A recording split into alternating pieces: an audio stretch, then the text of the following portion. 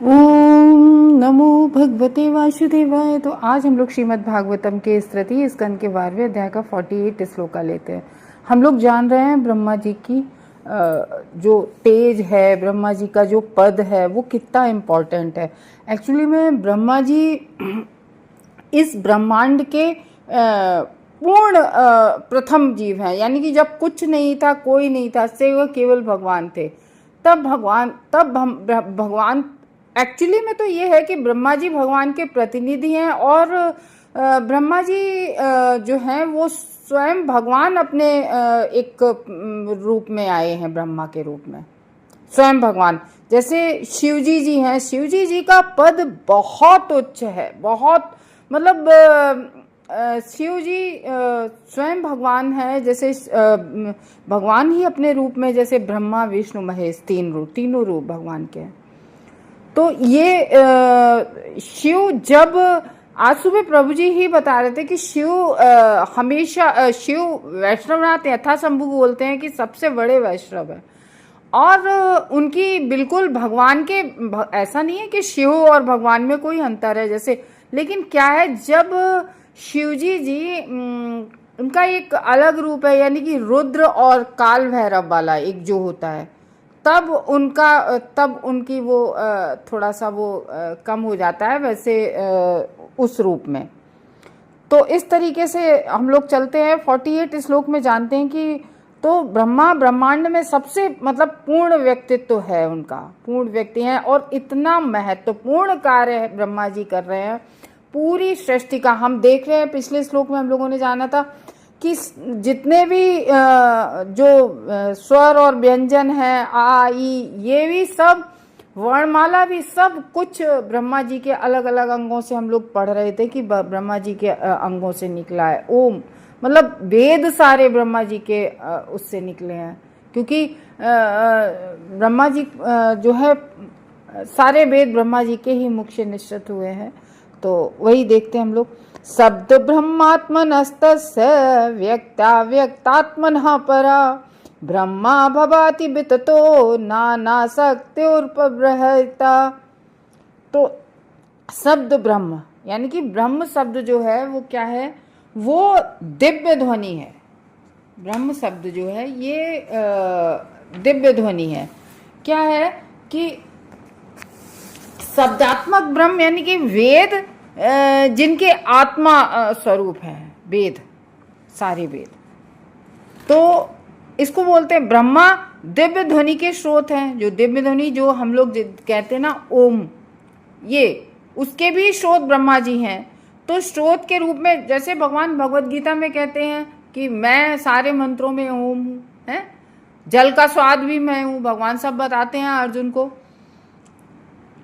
तो चंद्रमा की चांदनी भी मैं हूँ, ऐसे बताते हैं भगवान। तो ब्रह्मा दिव्य ध्वनि के स्रोत के रूप में पूर्ण पुरुषोत्तम भगवान के व्यक्तिगत प्रतिनिधि स्वरूप है। तो ये प्रतिनिधि, जैसे हर कार्य के लिए भगवान तो हमेशा बैकुंठ धाम में ही रहते हैं, लेकिन कोई कुछ कार्य ऐसे होते हैं तो भगवान अपने प्रतिनिधि के रूप में आते हैं। जैसे हम लोग कहते नहीं है, भगवान के कई अवतार होते हैं, जैसे सक्तावेश अवतार, अंसा अवतार, ऐसे बहुत सारे अवतार होते हैं। तो जैसे सक्तावेश अवतार क्या होता है कि भगवान अपनी कुछ शक्तियों को देकर कुछ व्यक्ति अपने भक्तों को भेजते हैं कि ये कार्य तुम्हें करना है। जैसे श्रील व्यास देव भगवान के अवतार कहे जाते हैं, लेकिन एक सक्तावेश अवतार है, भगवान ने अपनी शक्तियां दी हैं। श्रील प्रभुपाद देखो कितनी वृद्धावस्था में, वो इतनी विषम परिस्थितियों में, रास्ते में उन्हें 2-3 बार अटैक भी आया, हार्ट अटैक, और उन्होंने जब व्यक्ति बिल्कुल रिटायरमेंट ले लेता है हर कार्य से, तब वो 70 वर्ष की आयु में अमेरिका गए और वहाँ पर उन्होंने प्रीचिंग की और कितने हिप्पीज को हैप्पी बना दिया, है ना। तो जो नशे की लत में डले रहते थे और उनका जीवन कैसे प्रभुपाद ने बदल दिया। तो ये हर किसी के अभी हम लोग बैठे तो कोई बात भी नहीं सुनेगा हम लोगों की। अभी और तो सुनो, हम अपने भारत की ही बात बता रहे हैं कि अगर किसी को आप बैठ के ये प्रीचिंग थोड़ी सी भी करने लगो, देखो तुम ये भौतिक जीवन थोड़ा सा कम करो, हरे कृष्ण महामंत्र का जप करो, भगवान की भक्ति करो, तो व्यक्ति पता है कुछ लोग तो मुंह पे हंसने लगते हैं और कुछ लोग तो उसको क्रिटिसाइज करने लगते हैं। अरे जीवन एक बार मिला है, जी लो। मतलब भक्ति के नाम पे हमारे खुद भारत में ही लोग इस तरीके से करने लगते हैं। और तो ये एक शक्ति थी जो उन्होंने विदेशों में जाकर भी लोगों को परिवर्तित कर दिया, और वहाँ पर जाके कितने सारे इस्कॉन टेम्पल्स बनवाए हर देश में। तो ये सत्ता, ये भगवान के एक तरह से प्रतिनिधि के ही रूप में आते हैं ऐसे। तो वही कहते हैं, तो व्यक्तिगत, और ये ब्रह्मा जी तो व्यक्तिगत भगवान के प्रतिनिधि स्वरूप है। तो वे व्यक्त तथा अव्यक्त की धारणा से परे हैं। अब ये बहुत बढ़िया बात, व्यक्त तथा अव्यक्त की मतलब व्यक्त स्वरूप क्या होता है। जैसे हम लोग हरे कृष्ण महामंत्र, एक व्यक्ति का एक एग्जाम्पल ले लो। हम लोग एक व्यक्त रूप में कहते हैं हरे कृष्णा कृष्णा कृष्णा हरे हरे, हरे रामा राम राम हरे हरे। ये व्यक्त हो गया, मुंह से निकल रहा है, हम भी सुन रहे हैं, आप भी सुन रहे हैं, व्यक्त हो गया स्वरूप। और अव्यक्त की धारणा से परे हैं। कुछ चीज अव्यक्त होती हैं, जैसे हम लोग ओम कहते हैं तो सबसे पहले पेट से निकला, फिर नाभि से ओम, म गले से, तो ये जो ऊ निकलता है उसका, तो ये अव्यक्त धारणा रहती है, या नाभि के ऊपर होता है, वहां स्वर नहीं आता है। ठीक है, जब हम माँ बोलते हैं तब कहीं गले में हल्का सा ऐसे, तो ये अव्यक्त धारणा से परे है। तो ब्रह्मा परम सत्य के पूर्ण रूप हैं। तो या परम सत्य के पूर्ण रूप हैं और नाना विधि शक्तियों से समन्वित, और उन पर बहुत नाना विधि यानी कि कई प्रकार की उनके पास शक्तियां हैं। तो यहाँ पर ऐसा ना समझा जाए कि वो ब्रह्मा जी अपनी पुत्री के पीछे दौड़े थे। तो यहाँ पर ये बताया जा रहा है इन इतने सारे श्लोकों के पीछे, और सबसे पहले ही कह दिया गया था कि भगवान परमात्मा के रूप में सबके अंदर हैं और ब्रह्मा जी के भी अंदर हैं। तो जो भी कुछ हो रहा था सब कुछ भगवान की इच्छा से ही हो रहा था। कुछ ना कुछ आगे चल के और भी बातें पता चलेंगी। तो शायद 9वें या 11वें स्कंद में तो इसका पूरा डिटेल हम लोग जानेंगे चल के।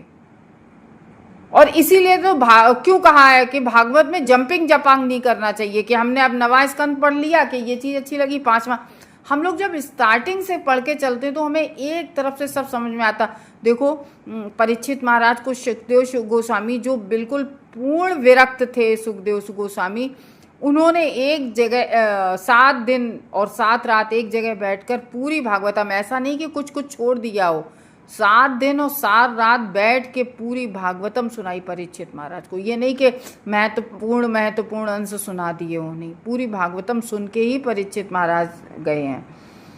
तो ब्रह्मा का पद इसलिए कह रहे हैं कि ऐसा नहीं है कि उन्हें ये समझा जाए कि अरे नहीं ये तो ऐसे ही इन्होंने कोई कांड कर दिया था, ऐसे नहीं क्योंकि दिखाया जा रहा है कि ब्रह्मा जी कितने हैं। तो ब्रह्मा का पद ब्रह्मांड भर में सबसे अधिक, जो कहते नहीं है कि बहुत उत्तरदायित्वपूर्ण पद है। जैसे परिवार का एक बहुत मुखिया होता है, उसी तरीके से वो पूरे ब्रह्मांड के मुखिया हैं। पूरे ब्रह्मांड का उत्तरदायित्व उन पर है कि कहाँ क्या करना है, छोटी से छोटी बड़ी से बड़ी बात को सबको मैनेज करना। यह ब्रह्मांड का सर्वाधिक पूर्ण व्यक्ति को प्रदान किया जाता है, जो ब्रह्मांड का सबसे महत्व, क्योंकि भाई जो महत्वपूर्ण पद होता है वो बहुत ही महत्वपूर्ण इंसान को प्रदान किया जाता है, जो उसके काबिल होता है। तो ब्रह्मा जी उसके काबिल थे, तभी तो भगवान ने उनको वो पद दिया ब्रह्मा का। तो जब इस पद को ग्रहण करने हेतु उपयुक्त जीव कहीं नहीं मिलता है, जब इतना भाई पूर्ण व्यक्ति कौन मिलेगा इस जगत में, तब जब कोई पूर्ण नहीं होता है तब भगवान स्वयं अपने रूप में, जब किसी भी कार्य के लिए कोई नहीं मिलता है, जब किसी भी कार्य के लिए उनका कोई भक्त भी नहीं पूर्ण होता है, तब भगवान स्वयं आते हैं पृथ्वी पर।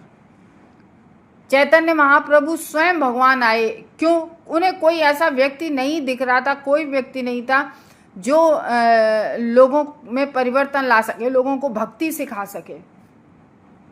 तब वो हमें अपना प्रेम देने आए, गोलोक प्रेम धन हरे कृष्ण महामंत्र देने आए। तो ये है, भगवान को स्वयं ब्रह्मा बनना पड़ता है। भौतिक जगत में ब्रह्मा श्री भगवान का पूर्ण प्रतिनिधित्व करते हैं, तो ये भौतिक जगत में जो ब्रह्मा का पूर्ण प्रतिनिधित्व स्वयं भगवान कर रहे हैं। तो इस तरीके से कह रहे हैं कि प्रणव अर्थात दिव्य ध्वनि उन्हीं से आती है, जो हम लोग कहते हैं ना, जो मंत्र इत्यादि पढ़ते हैं, तो ये ध्वनि उन्हीं से आती, ब्रह्मा जी से। इसलिए वे विविध शक्तियों से समन्वित रहते हैं। इनमें ही इंद्र, चंद्र तथा वरुण जैसे सारे देवता प्रकट होते हैं।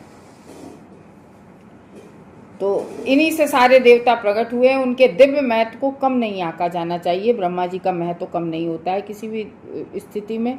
यद्यपि उन्होंने अपनी ही पुत्री के साथ रमण करने की प्रवृत्ति प्रदर्शित की थी, और उसका रीजन हमें आगे मिलेगा। प्रदर्शित की थी, साफ लिखा है, ऐसे थे नहीं, प्रदर्शित की थी। ब्रह्मा द्वारा ऐसी प्रवृत्ति के प्रदर्शन का कुछ उद्देश्य होता है। वाह, कुछ उद्देश्य होता है, समझना। और उन्हें सामान्य जीव की तरह से गर्हित या निंदनीय नहीं मानना चाहिए। भागवतम में साफ लिखा है। हम लोग आगे जानेंगे क्यों ऐसा हुआ। चलो नेक्स्ट श्लोक करते हैं 49। ततो अपरामुपादाय ससर्गाय मनोदधे। उसके बाद क्या होता है? ब्रह्मा ने दूसरा, हम लोगों ने जाना था कि जब उनके पुत्र मुनियों ने उन्हें कहा कि अरे ये तो बहुत ही गलत कार्य है, आपको शर्म आनी चाहिए, ऐसे करके हे भगवान इन्हें सद्बुद्धि दो, अपने पिता के लिए कहने लगे। तब ब्रह्मा जी ने, हम लोगों ने सुना था कि ब्रह्मा जी ने अपना सूक्ष्म शरीर तुरंत त्याग दिया था।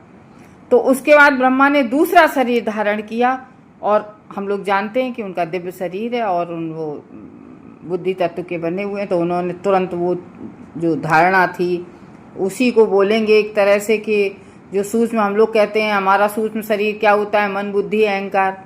ऐसे ही ब्रह्मा जी का कुछ जो होगा सूक्ष्म शरीर, ब्रह्मा ने दूसरा शरीर धारण किया जिसमें यौन जीवन निषिद्ध नहीं था, और इस तरह से वे आगे सृष्टि के कार्य में लग गए। तो वो वैसे भी सृष्टि आगे बढ़ा रहे, तो इस तरीके से सृष्टि के कार्य में लग गए।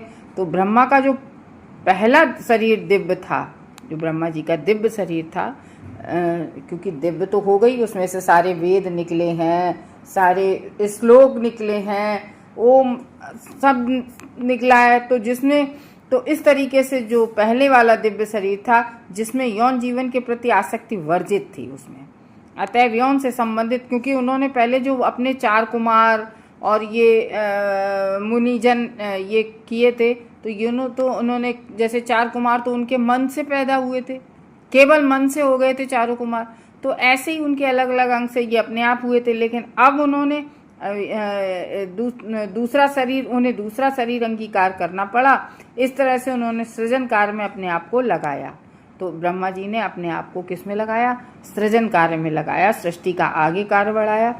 तो उनका पूर्व का जो शरीर था वो कोहरे में बदल गया। जो हम लोगों ने सुना था, जो पहले का शरीर कोहरे में बदल गया और जो 10 दिशाओं में व्याप्त हो गया, जो अंधकार के रूप में, जो कोहरा, जैसे नहीं कहते कोहरे में साफ साफ नहीं दिखता है, तो वो जो था, अब वो देखो, जो इस भौतिक जगत में हम कुछ भी छोड़ते हैं तो वे इसमें ब्रह्मांड में ही तो समाहित होता है। तो जो ब्रह्मा जी ने अपना पहले वाला जो सूक्ष्म शरीर त्यागा, तो वो कोहरे में बदल गया, मतलब तो वो जैसा कि पहले भी हम लोग देख चुके हैं।